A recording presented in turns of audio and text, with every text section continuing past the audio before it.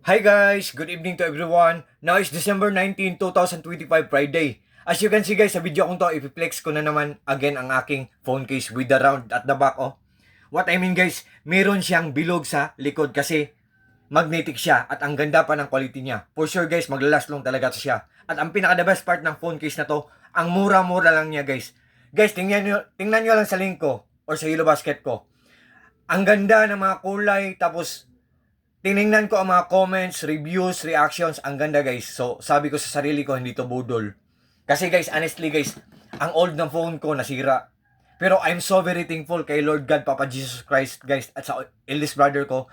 Binigyan ako ng maagang pamasko ng new phone. Kasi nasira yung old na phone ko, pero hindi ako nanghingi guys. Sabi ko lang na, paano na ako ngayon? Palagi na lang, palagi akong gumagawa ng video.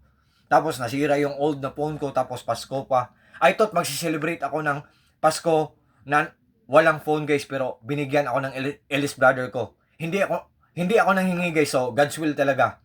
Siguro nag-touch siguro si God the Father, Lord Jesus Christ sa eldest brother ko na bigyan mo yan, hindi naman yan gumagawa ng mga kalokohan. Charot. Yan. So guys, syempre guys no, nyo ang phone ko, so nag-scan ako guys, naghanap ako ng phone case. So, meron akong nakita na shop na Likiki Shop. Ang ganda ng mga phone cases nila, lahat may bilog sa likod kasi magnetic pala.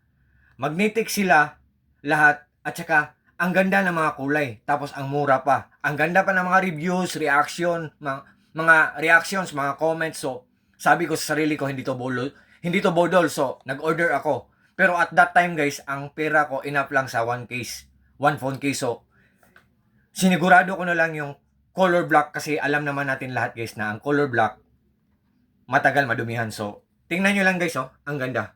So, sa lahat po ng mga friends ko dyan, advance Merry Christmas to everyone. Thank you po sa trust at sa suporta. God bless po sa ating lahat. Or God bless us all and that's all.